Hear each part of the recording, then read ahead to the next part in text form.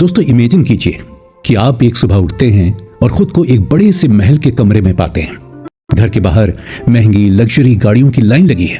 कुछ भी खरीदने से पहले प्राइस टैग ना देखना पड़े और दुनिया में जहां जाना चाहते हैं, जहां घूमना चाहते हैं, वहां जा पाए। सपना खूबसूरत है ना दोस्तों। अब इतना अमीर होने के लिए या तो बाप दादा का करोड़ों का कारोबार होना चाहिए या फिर करोड़ों की लॉटरी लग जाए तो शायद ये ख्वाब पूरा हो सकता है। लेकिन दोस्तों इसके अलावा भी एक रास्ता है जो आपको अमीर बना सकता है।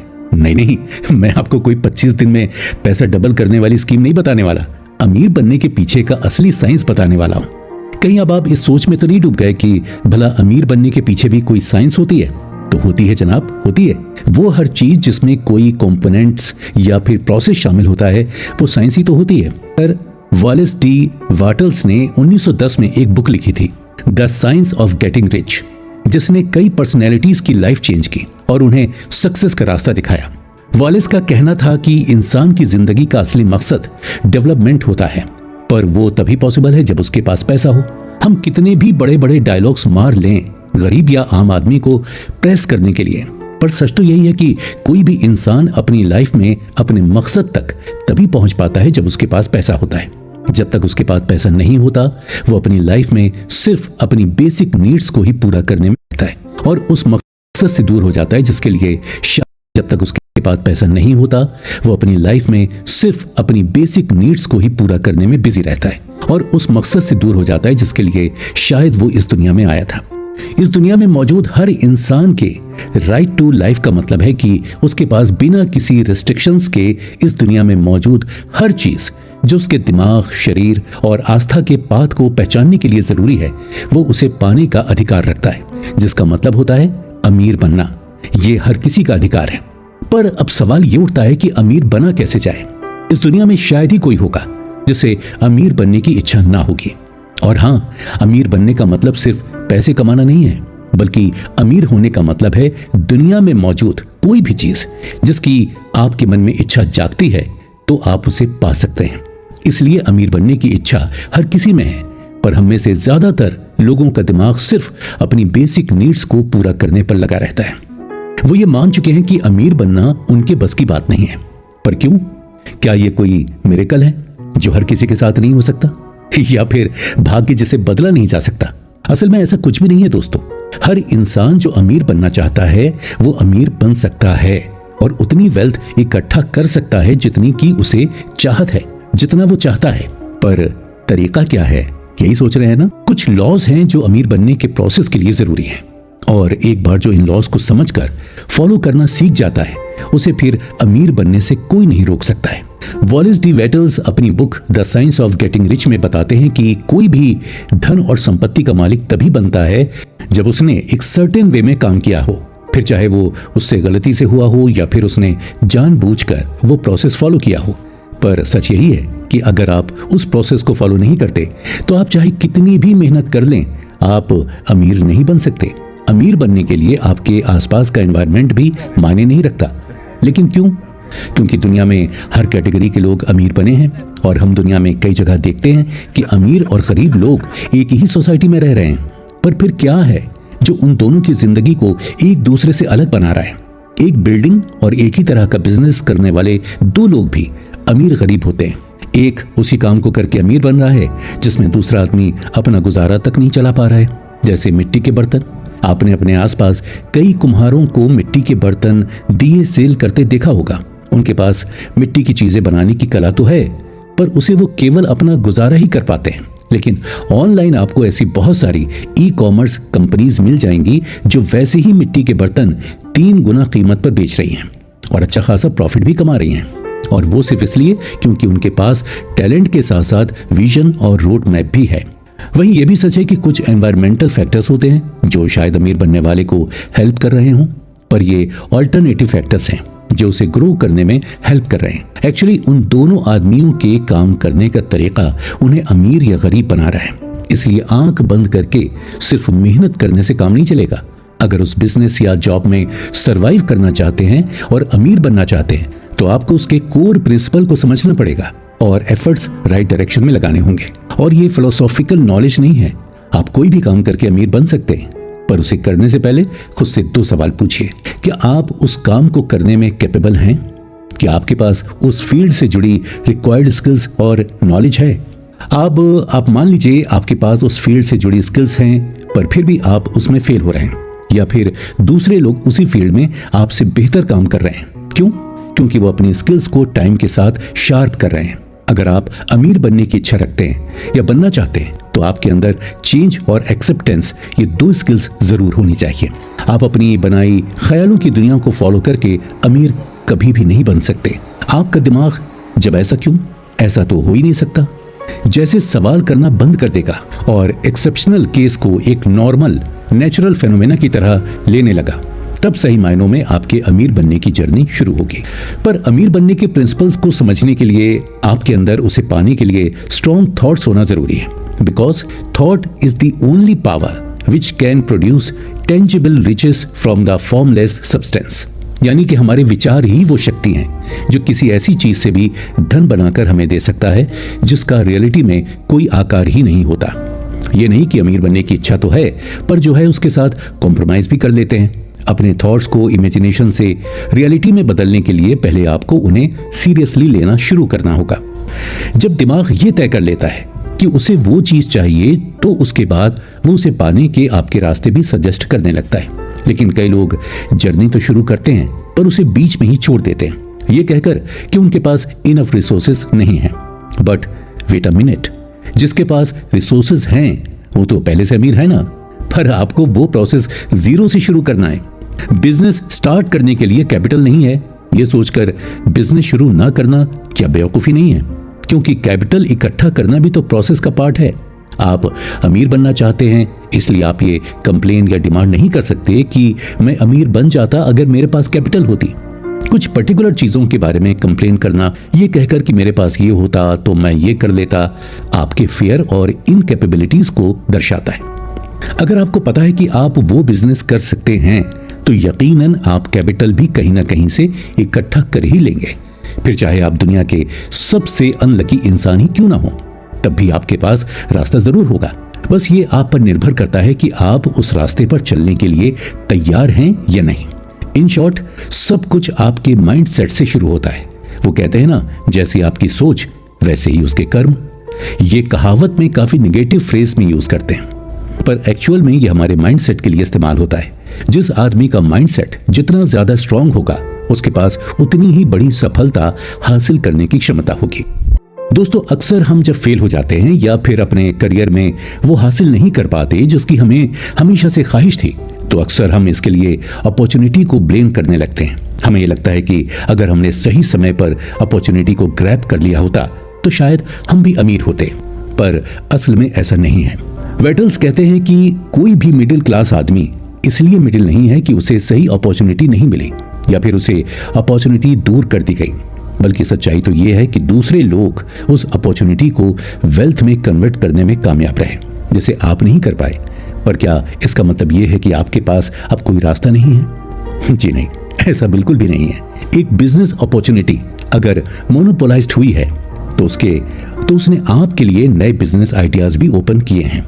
जैसे आपको याद होगा कि 1950 से 60 का ये वो टाइम था जब अमेरिका में सिलिकॉन एरा शुरू हुआ था और कंप्यूटर चिप्स बनना शुरू हुए थे, जिसके बाद इंटरनेट रेवोल्यूशन भी देखने को मिला। और आज के टाइम में लगभग सभी बिजनेस इंटरनेट पर डिपेंडेंट हैं। अब जिन्होंने चिप्स या फिर कंप्यूटर और इंटरनेट की शुरुआत की, उन्हें फायदा हुआ, पर इसकी वजह से कई नए मार्केट्स और जॉब्स भी ओपन हुए, जिनसे दूसरे लोग अमीर बने। इसलिए आप जिंदगी भर अपने फेलियर के लिए उस एक अपॉर्चुनिटी को ब्लेम नहीं कर सकते जो सालों पहले आपके हाथ से निकल गई या फिर जिसे आप पहचान नहीं पाए। अपॉर्चुनिटी कभी किस्मत से नहीं मिलती, बल्कि ये क्रिएट की जाती है। अगर आपका माइंड चाहे तो आपके अमीर बनने के लिए मल्टीपल अपॉर्चुनिटीज क्रिएट कर सकता है। इसलिए सवाल कभी अपॉर्चुनिटीज का था ही नहीं। सवाल तो यह है कि क्या आप उसे मनी में यूटिलाइज कर सकते हैं। हर एरा में हमारे लिए नेचर हमारे वेल्दी बनने के लिए अलग अलग तरह की अपॉर्चुनिटीज क्रिएट करता है, और जो लोग मार्केट से उस गैप को समझ जाते हैं और उसे फील करने के लिए काम करने लगते हैं, वो अपने आप यानी खुद ब खुद अमीर बन जाते हैं। आप अर्थ पर जो भी चीज देखते हैं वो सब कुछ एक सब्सटेंस से इवॉल्व होकर बनी है। ये प्रोसेस कभी नहीं रुकने वाला। एक के बाद एक नई चीजें इन्वेंट होती रहेंगी, क्योंकि वो ओरिजिनल सब्सटेंस कुछ और नहीं बल्कि हमारी क्रिएटिव एनर्जी है, जो हर व्यक्ति के पास इक्वल क्वांटिटी में है। जो लोग इस क्रिएटिव एनर्जी को कल्टीवेट करना सीख जाते हैं, उनके लिए नेचर खुद वेल्थ जनरेट करने का काम करने लगती है। जैसे पहले इंसान पैदल चला करता था, पर उसने बैलगाड़ी, घोड़ा गाड़ी से सफ़र करना शुरू किया, फिर साइकिल, कार, हवाई जहाज़ और शिप से ट्रेवल करना शुरू किया। हर बीते वक्त के साथ हम अपने ट्रेवल टाइम को शॉर्ट करते जा रहे हैं और एक नई चीज़ का आविष्कार कर रहे हैं ताकि वो हमें और जल्दी दूसरी जगह पहुंचा दे।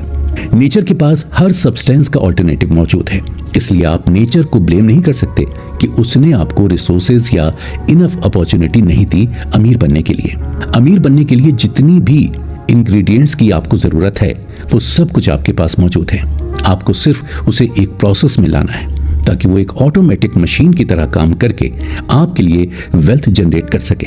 और जैसा कि मैंने पिछले एपिसोड में भी कहा था कि आपके थॉट्स ही आपकी वेल्थ का बेस है, और यही साइंस ऑफ रिच का फर्स्ट प्रिंसिपल भी है। आपके विचार जिस डायरेक्शन में जाएंगे, आपकी क्रिएटिव एनर्जी भी उसी तरह की चीजें फॉर्म करेगी और उसी पर आपका करियर और वेल्थ भी डिपेंड करेंगे। मान लीजिए सनी और आकाश दो दोस्त हैं और दोनों ही गरीब परिवार से हैं। सनी को लगता है कि वो अगर एक स्टेबल नौकरी करेगा तो उसे फाइनेंशियल प्रॉब्लम्स फेस नहीं करनी पड़ेंगी। अब क्योंकि सनी की सोच ही ऐसी है कि उसे एक ठीक ठाक इनकम वाली नौकरी चाहिए, तो उसकी क्रिएटिव एनर्जी भी उसी बात पर काम करेगी। लेकिन आकाश को सिर्फ फाइनेंशियल स्टेबिलिटी नहीं चाहिए, बल्कि उसे अमीर बनना है।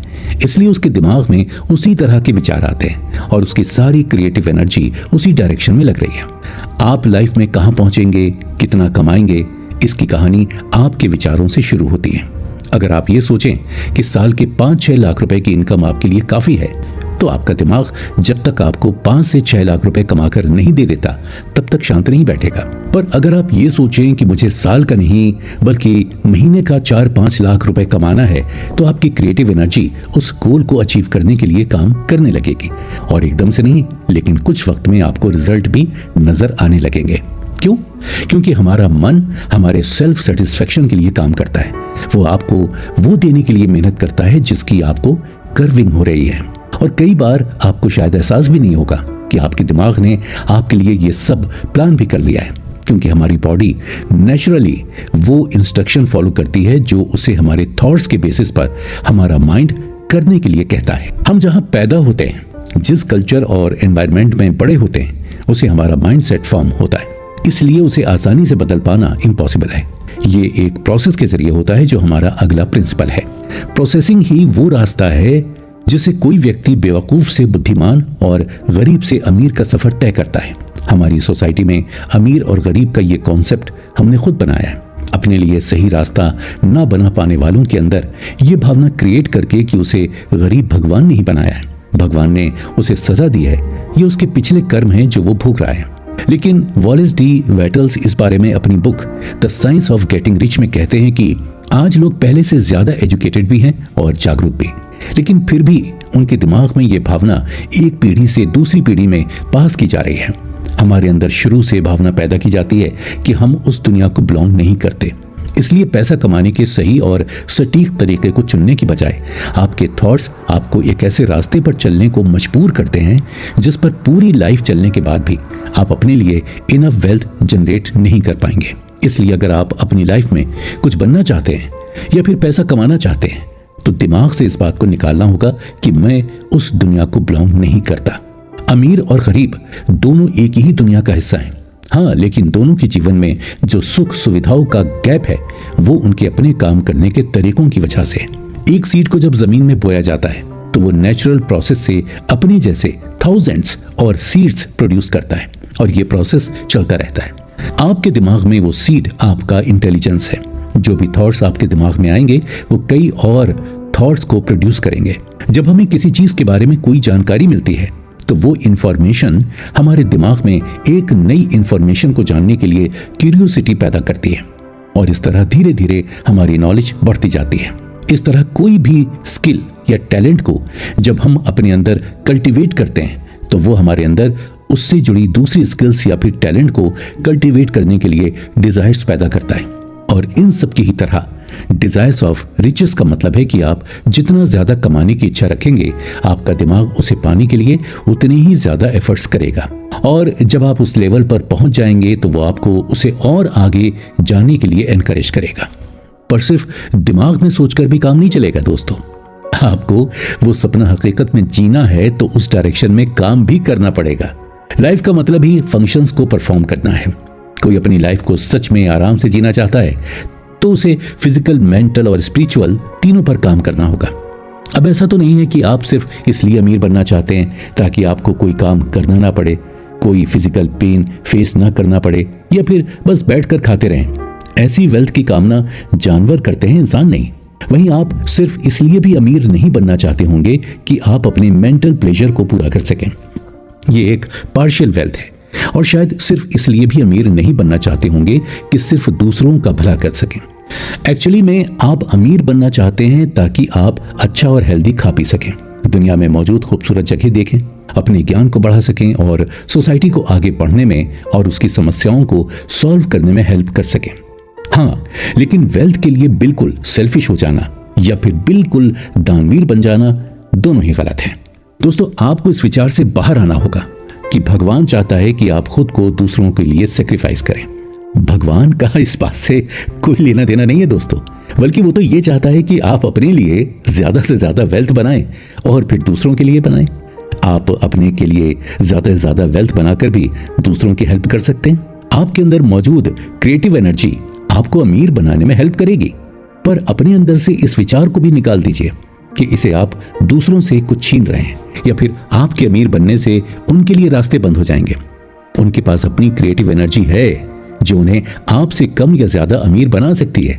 इसलिए कोई किसी का कंपटीशन नहीं होता। आपका जन्म कुछ नया क्रिएट करने के लिए हुआ है, ना कि उसे कॉम्पीट करने के लिए जिसे पहले से कोई क्रिएट कर चुका है।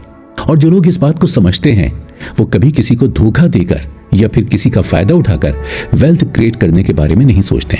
आपको क्रिएटर बनना है, कॉम्पिटिटर नहीं। आप जो चाहिए उसे इस तरह हासिल कीजिए ताकि आपकी वजह से उस चीज का इस्तेमाल करने वाले लोगों की लाइफ में भी सुधार हो सके।